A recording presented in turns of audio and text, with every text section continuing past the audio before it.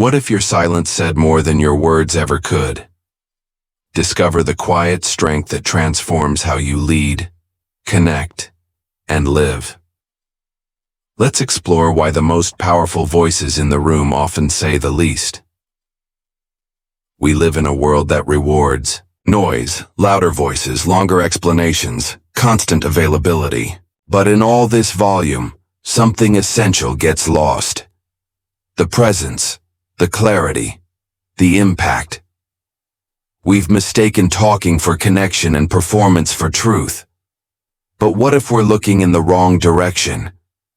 What if the real strength isn't in how much we say, but in how deeply we mean what we say? Lasu once said, "He who knows does not speak.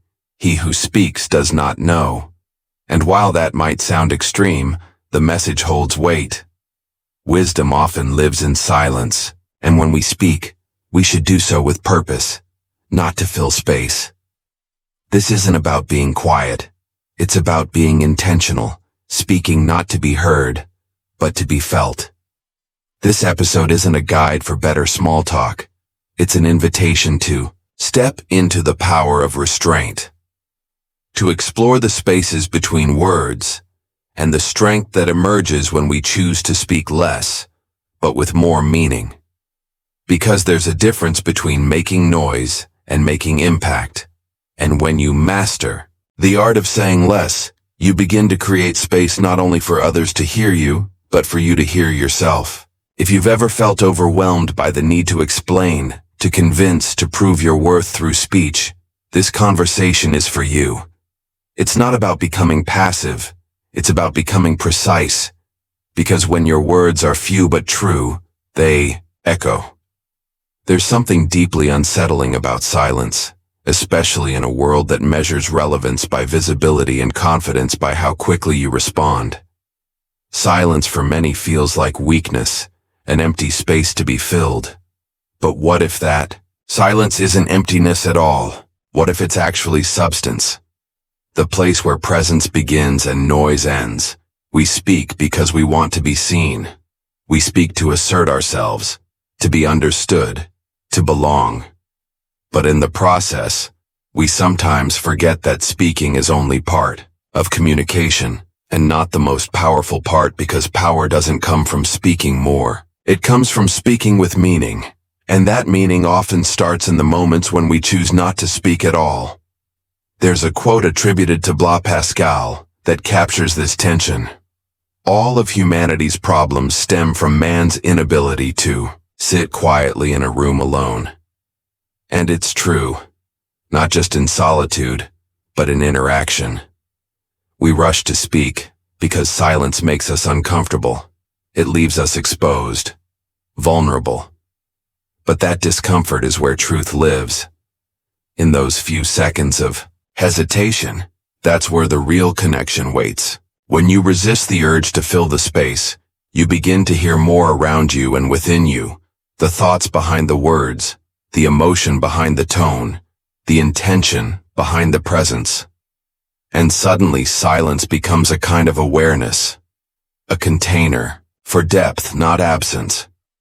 The more you allow for silence, the more meaning your words begin to carry.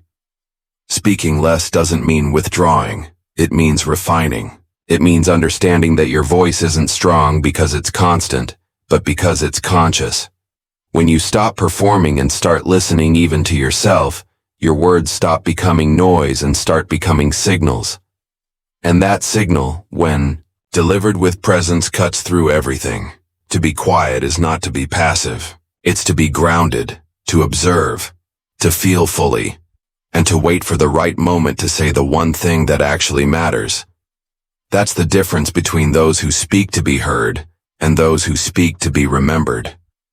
The next time you feel that instinct to speak, to respond quickly, to fill the pause, ask yourself, is this coming from presence or from pressure? And if it's pressure, pause, breathe.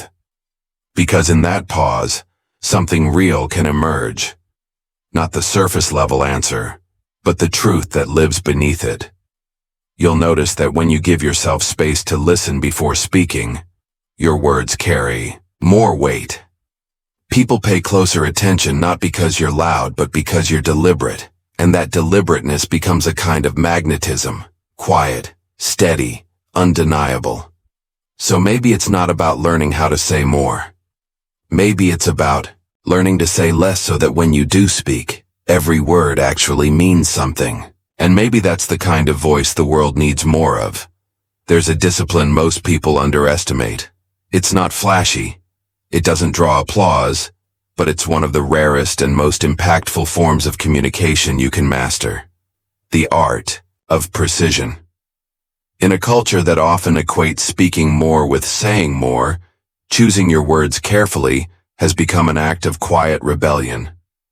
To be precise is to be deliberate, not in a cold, calculating way, but in a way that honors the value of what you say. It means asking yourself, does this need to be said?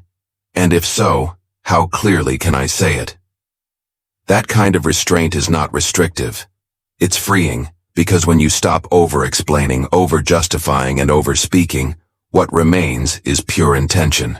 Marcus Aurelius wrote, "If it is not right, do not do it. If it is not true, do not say it." Simple words, hard practice. Precision asks for honesty, not only with others, but with yourself. You can't speak with impact if you don't know what you stand for. And you can't speak with clarity if your mind is cluttered with noise. But clarity doesn't always come before the words. Sometimes it emerges in the pause before you speak. That breath where you choose presence over performance, where you don't reach for the most impressive phrase, but the most accurate one. The one that lands softly, but stays. And here's the paradox. When you say less, people listen more because your words don't come across as automatic. They come across as earned. You speak not to fill space, but to offer something meaningful.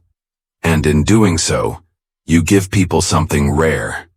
The feeling that what you're saying is exactly what needs to be said and nothing more. This kind of speech feels different. There's no rush, no excess, just focus, just stillness. And from that stillness, power. The kind that doesn't need to raise its voice. The kind that doesn't need to prove its value because it's rooted, it's clean. And it carries the authority of someone who doesn't waste what's precious. Being precise is not about perfection. It's about intention. It's not about sounding smart. It's about being real. And when your words become a reflection of that inner clarity, people notice. They may not understand why, but they'll feel it. So the next time you speak, ask yourself, not just what am I saying, but why am I saying it? Can I express this in fewer words? Can I say it in a way that leaves no doubt about what I mean, but still leaves room for others to breathe? Because sometimes the most impactful message is the one that knows exactly when to end. Most people hear to reply. Few truly listen to understand, and even fewer know how to let what they hear change them. Listening isn't passive, it's presence in motion. It's a decision to turn down the volume of your own thoughts long enough to fully receive someone else's. And in a world that rushes to speak, the ability to truly listen might be one of the most radical forms of connection we still have. We often mistake listening for silence. But it's not just about keeping quiet. It's about being receptive. It's a mental posture, not just a physical one. To listen deeply, you have to let go of your need to be right, your urge to respond, your habit of defending your point of view before the other person's even done speaking. It's not easy, but it's rare because it's powerful. The philosopher Epictetus once said, "We have 2 ears and 1 mouth so that we can listen twice as much as we speak." It sounds simple, almost obvious, but think about how rarely we live that truth. We listen half-heartedly, waiting for our chance to speak. We interrupt, we assume, we fill in the blanks before the sentence is even finished, and then we wonder why connection feels out of reach. But when you really listen, when you offer your full attention without trying to control the moment, something opens. The person in front of you begins to soften. Not because you've said something brilliant, but because you've created a space safe enough for their truth to unfold. And from that space, deeper conversations emerge. Misunderstandings unravel. Assumptions dissolve. And it's not just about listening to others. It's also about learning to listen to yourself. Beneath the thoughts and reactions, there's a quiet voice. Not the one driven by fear or ego, but the one that knows, the one that sees clearly when the noise fades. Listening to that voice requires stillness. It requires humility. And most of all, it requires trust that even in silence, you are still communicating something real. Because here's the thing. You can't speak with depth if you don't live with it first. And depth begins in silence, in receptivity, in the willingness to hear something before you respond to it. Listening is not just preparation for speaking. It's where the quality of your speech is born. So ask yourself, do you really listen, or do you just wait for your turn to talk? Do you allow space for someone else's truth, or do you rush to insert your own? And when you're alone, do you hear what your own silence is trying to tell you? Because the truth is, listening shapes everything. Your relationships, your presence, your clarity. And when you start listening, not just hearing, you speak less, but you say far more. Words are never just words. They carry weight. Some lift, some cut, some echo long after they're spoken. And yet, we throw them around carelessly out of habit, out of reaction, out of the need to fill the silence. But once spoken, a word can't be taken back. It settles. It lands. It shapes how people remember you, how they feel around you, and even how you begin to see yourself. And that's what makes communication sacred. It's not just what you say, it's what you leave behind. The ancient Chinese philosopher Confucius said, "Words are the voice of the heart." And if that's true, then every sentence you speak is a reflection of what's happening inside you. Your clarity, your confusion, your peace, your fear. The weight of your words is measured not in their volume, but in their alignment with who you really are. When your words and your inner world are aligned, people feel it. There's a natural confidence that doesn't need to be loud. It's not forced. It doesn't try to dominate. It simply resonates, because truth spoken with integrity has a frequency of its own. It doesn't have to convince, it just is. But when there's a disconnect between what you say and what you feel, people sense that too. There's a subtle tension, a confusion in your tone, a lack of clarity in your message. And even if the words sound polished, they fall flat because they're not anchored in anything real. This is why the weight of your words matters. Not because you have to be perfect, but because you have to be present. You have to mean what you say. Not just mentally, but emotionally, energetically. Because the people listening to you aren't just picking up your words. They're picking up your energy, your presence, and they can feel whether you're connected to what you're saying or just performing. So the challenge isn't to speak more clearly. It's to live more clearly. To speak from a place that is clean, honest, aligned. And to do that, you have to slow down, to pause, to reflect before you speak. Not to censor yourself, but to honor the fact that what you say matters. And this applies to the small things, not just the big ones. A single sentence can lift someone's day or break it. A careless remark can linger in someone's mind for years. A moment of honesty shared with kindness can rebuild a relationship. And sometimes saying nothing at all can speak volumes, if that silence is held with presence. So ask yourself, are your words adding noise or creating space? Are you speaking to be right or to be real? And if your words are the voice of your heart, what exactly is your heart trying to say? Because when your words are aligned with your truth, you don't need many, just the right ones spoken at the right time. And those words, they carry more than meaning. They carry you. We often assume that the most powerful part of what we say is, well, what we say. But that's only half the story. The other half lives in what we don't say, How we move, how we hold space, how we show up without needing to dominate the moment. Nonverbal communication is not secondary. It's not a bonus or an afterthought. It's the core of how we're felt, and how you're felt will always speak louder than what you say. Before you even open your mouth, your posture has already spoken. Your eyes have already sent a message. Your tone, your presence, your stillness or your tension, all of it is already shaping how others receive you. And no matter how articulate your words may be, if your energy contradicts them, people won't remember the message.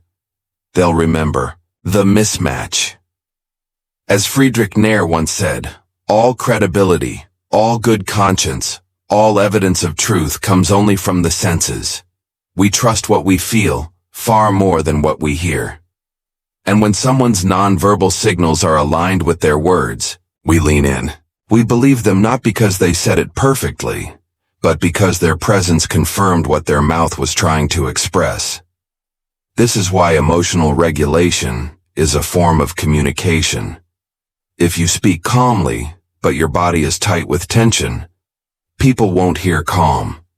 They'll feel unease. If you smile while your eyes look away in discomfort, people don't register warmth. They register incongruence. Your energy always speaks first. But when your body, your tone, your silence all point in the same direction toward truth, toward clarity, toward groundedness, something shifts. Trust happens.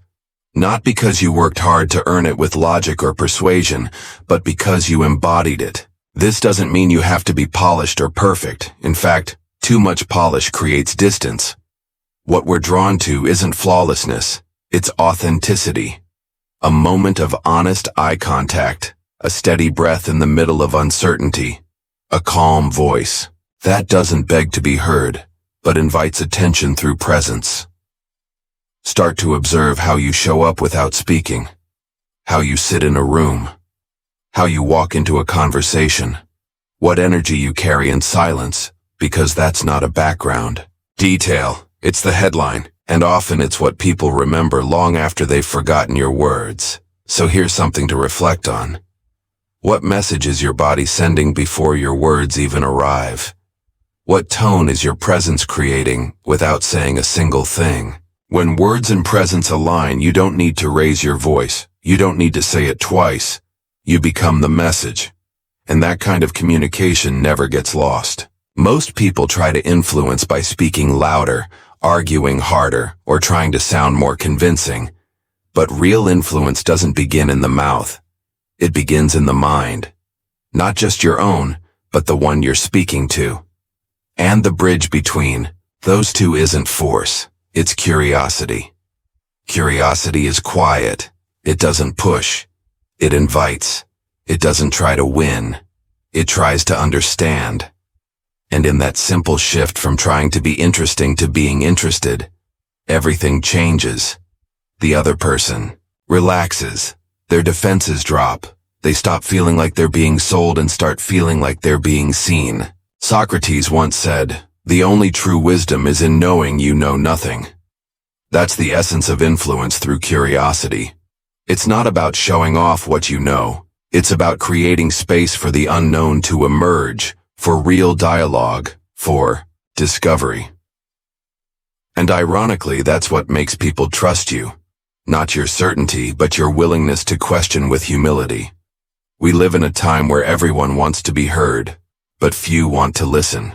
And yet the people who listen deeply, who ask thoughtful questions, who stay open, are the ones who shape conversations and even shift beliefs. Not by overpowering, but by connecting. When you approach someone with genuine curiosity, you're not trying to convince them of anything. You're trying to understand what matters to them, what they fear, what they care about. And once you understand that, your words become more targeted, not manipulative, but meaningful. You're no longer speaking at someone. You're speaking with them. This kind of influence doesn't work in every room, but in the rooms that matter, the ones where trust is required, where nuance is everything, it's unmatched because it's real. because it honors the complexity of people instead of flattening them into positions or labels. Curiosity also makes you a better thinker. When you stop needing to be right all the time, you free yourself to explore, to ask better questions, to admit when something doesn't make sense yet. And that vulnerability doesn't weaken your influence, it strengthens it. Because people can feel the difference between someone trying to dominate and someone genuinely trying to learn. So ask yourself when you speak, are you trying to lead or to listen? Are you trying to impress or to explore? Are you curious enough to let the conversation change you? Not just the other person. Because in the end, influence isn't about control. It's about resonance. And nothing resonates more than the presence of someone who's not pretending to know it all, but who's open enough to truly connect.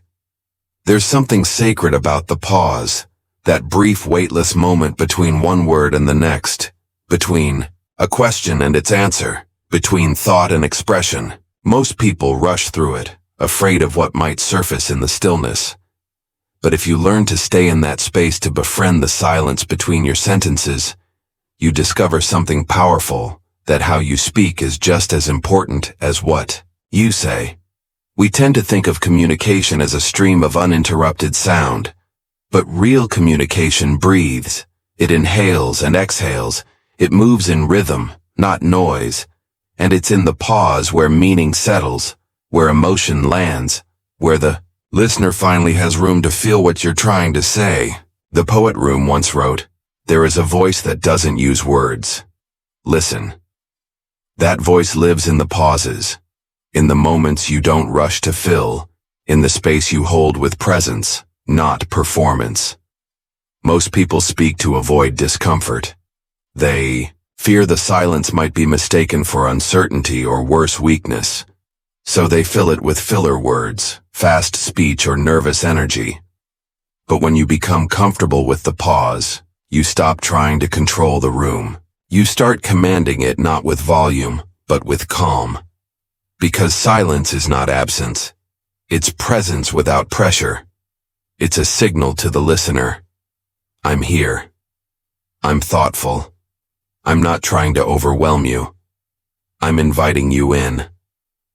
The pause also reflects trust, not just in the audience, but in yourself. You're not afraid of being misinterpreted because your intention is clear.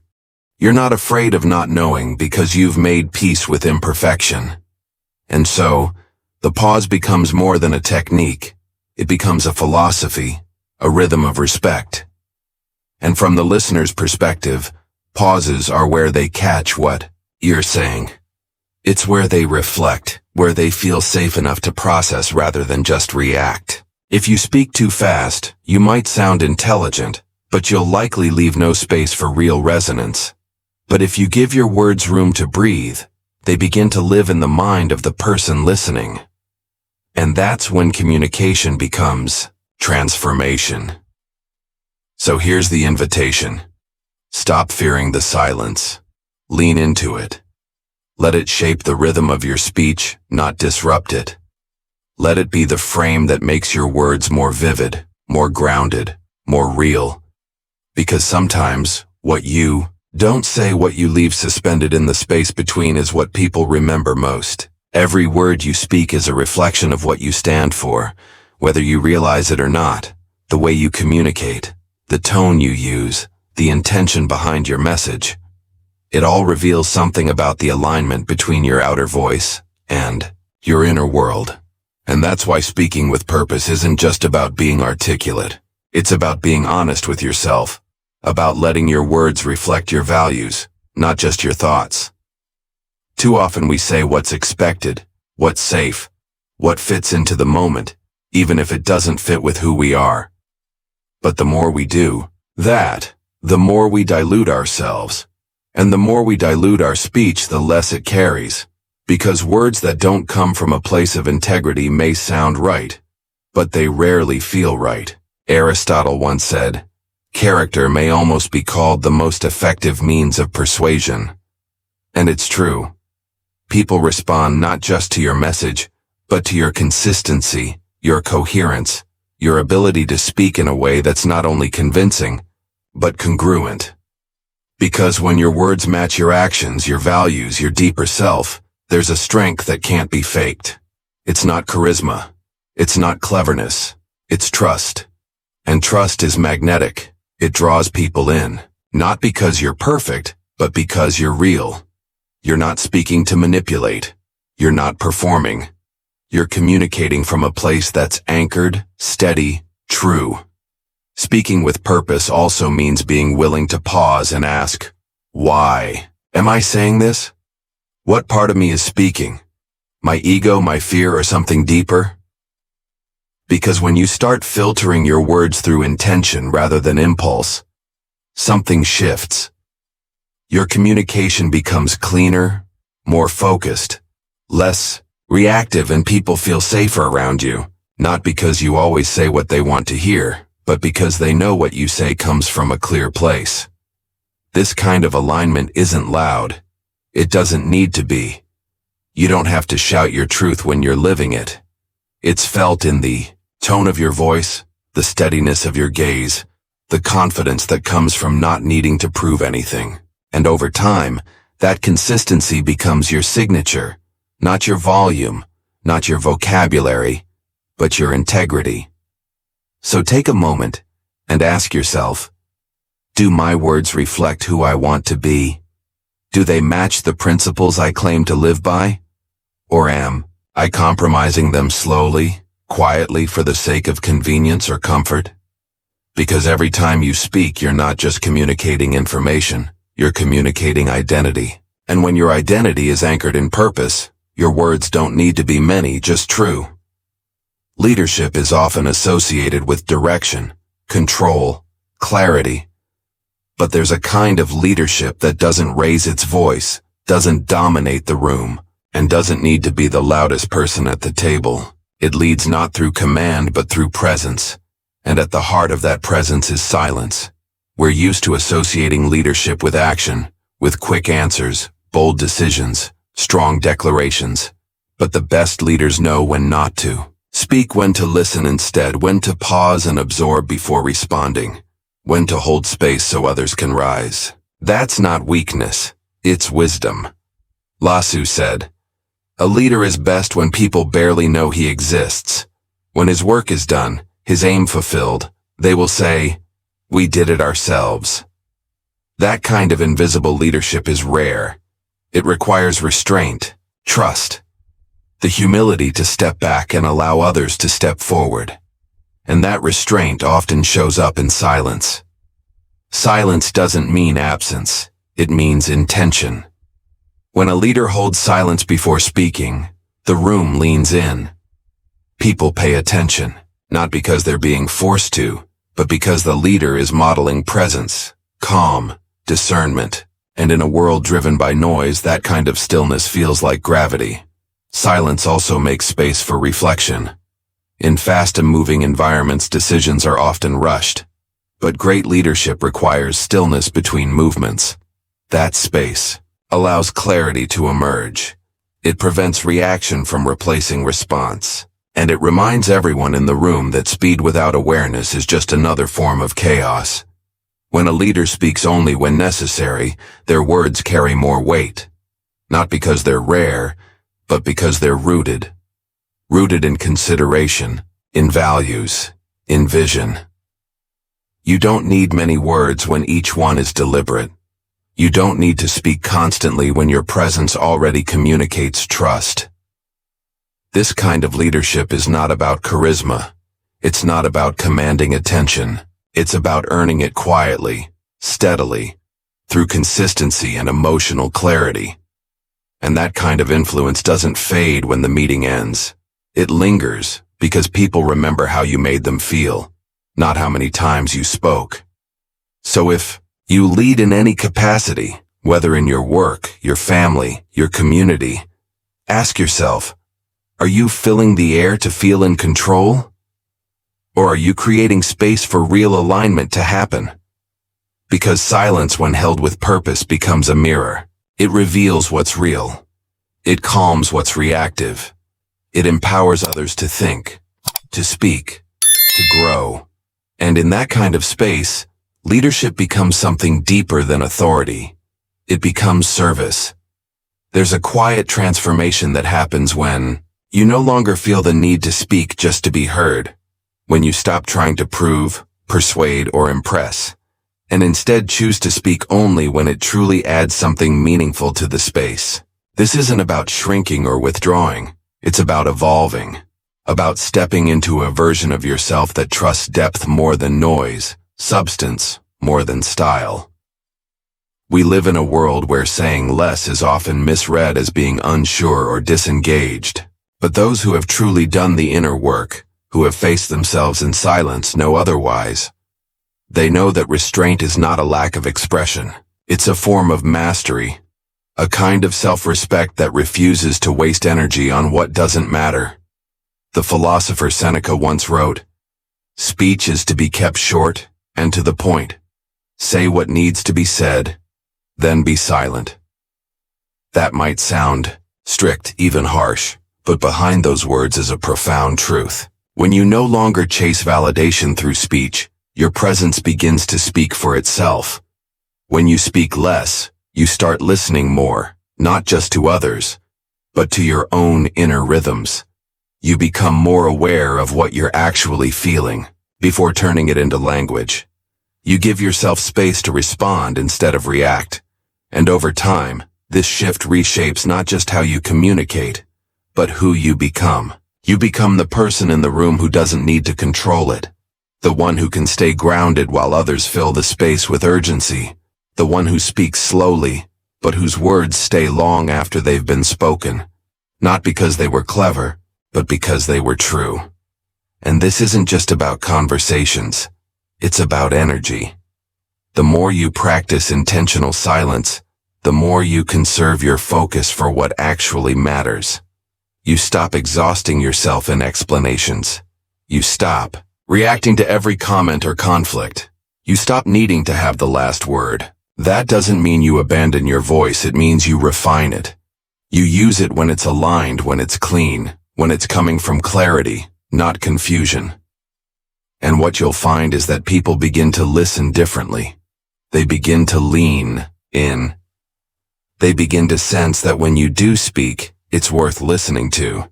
Not because you're louder, but because you're clearer. Not because you're everywhere, but because you've learned to speak only from your center. So ask yourself gently, what would happen if you stopped chasing impact through volume? What if your words were fewer but fuller? What kind of presence could you build? Not by saying more, but by becoming more intentional with every breath. Because in the end, transformation doesn't come from saying everything. It comes from saying the right thing and knowing when nothing more needs to be said. In the age of constant connection, silence has become uncomfortable, almost suspicious. If you're not posting, replying, updating, or commenting, people start to wonder, are you okay? Are you falling behind? Are you still relevant? But maybe the real question is this: have we mistaken visibility for value? And if so, what have we sacrificed in the process? We're living in a world that rewards speed over depth, volume over clarity, presence over intention. But when everyone is speaking at once, who's really being heard? And more importantly, who's actually listening? In this digital storm of opinions, algorithms, and endless scrolling, choosing to say less, especially online, can feel like you're disappearing. But silence doesn't mean absence. It can also mean strength. It can mean discernment. It can mean you're choosing depth over noise. Choosing not to speak until you have something worth saying. As the writer Khalil Gibran once put it, you talk when you cease to be at peace with your thoughts. That hits even harder today when we're constantly broadcasting our every reaction, sometimes before we've even processed what we feel. But real peace doesn't seek an audience. It doesn't demand a response. It speaks only when the moment truly asks for it. You don't have to comment on everything. You don't have to respond immediately. You don't need to join every conversation or prove your existence through activity. The more intentional you become with your voice digitally or otherwise, the more impact it actually carries. When you post from a place of silence rather than urgency, people feel it. Your message has space. It's not competing. It's not chasing. It's just grounded. And in a world so addicted to reaction, groundedness feels revolutionary. This isn't about going off the grid or disappearing. It's about being deliberate with your digital voice, about asking yourself before you post, is this aligned with who I am? Is this adding noise or offering clarity? Am I reacting or am I responding from my center? Because the internet doesn't need more content. It needs more consciousness, more people willing to pause, to reflect, to choose silence over spectacle, substance over speed. So maybe next time before you speak, whether in person or through a screen, you pause. Not because you're afraid, but because you've remembered something most people have forgotten. That the loudest presence in the room is often the one that doesn't need to speak at all. There's a certain kind of leader who doesn't dominate the room, yet somehow holds it. They don't speak often, but when they do, everyone listens. Their voice isn't sharp, it's steady. Their influence doesn't come from authority, it comes from alignment. And the most striking thing about them isn't how much they say, but how little they need to say. This is the leadership of restraint, of presence, of essence over effort. It's not loud, it's not theatrical, it's grounded, intentional, and deeply human. The Roman Emperor Marcus Aurelius, known for leading an empire in silence more than spectacle, once wrote, "Waste no more time arguing what a good man should be one." That's the kind of leadership that speaks more in action than in argument. It doesn't demand attention. It earns trust through consistency, through clarity, through quiet strength. And this kind of strength is rare today. In a world filled with endless commentary, the true leader is the one who chooses their words like a sculptor chooses stone, not to impress, but to shape. They understand that communication isn't about controlling people. It's about connecting with them. And sometimes the deepest form of connection begins in silence. The most influential leaders speak less, not because they don't have something to say, but because they're listening, observing, feeling the weight of the moment. They know that silence isn't a lack of direction, it's a preparation for it. And when they speak, it's from stillness, not stress. This doesn't mean avoiding your voice. It means honoring it. It means knowing that your leadership doesn't come from how much space you take up, but from how much space you hold for others. Not from how fast you respond, but from how fully you understand. True leadership is about discernment, about knowing when to speak, when to listen, and when to say nothing at all. And that kind of silence, quiet, grounded, intentional, isn't empty.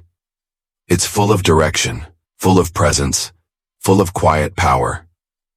So if you want to lead, whether in your career, your relationships, or your personal life, don't ask yourself how to be louder. Ask yourself how to be clearer, how to speak with more truth and less noise, how to be the kind of person whose words matter, not because they're many, but because they mean something. Because in the end, your greatest influence will never be in how often you speak, but in who you are when you do. We often think the path to impact lies in saying more passion, more detail, more visibility. But maybe it's the opposite. Maybe what the world needs, what you need, is not another flood of words, but a return to presence, a return to meaning, a return to the kind of speech that doesn't just fill silence, but honors it. In a world addicted to noise, choosing to speak with intention is an act of defiance. It says, I don't need to perform to be heard. I don't need to explain myself to have value. I don't need to fill every space to belong here. Because when your voice comes from alignment, when your words rise from stillness, they don't just inform, they transform. They don't just land, they linger. Not because they were loud, but because they were true. So take this with you. Speak less, not because you're afraid, but because you've learned the difference between talking and communicating. Because you've felt the power of listening, of pausing, of being the calm center in a world that rushes to respond. Let your words carry weight. Let your silence hold meaning. Let your presence be enough. And remember, sometimes the most powerful thing you can say is nothing at all. In a world that rewards noise and speed, choosing intentional silence is not weakness, it's mastery. Let your words be few, but let them be felt. Because when your speech is grounded in truth and presence, you don't need to raise your voice. To make an impact, speak less, feel more, and lead from that place.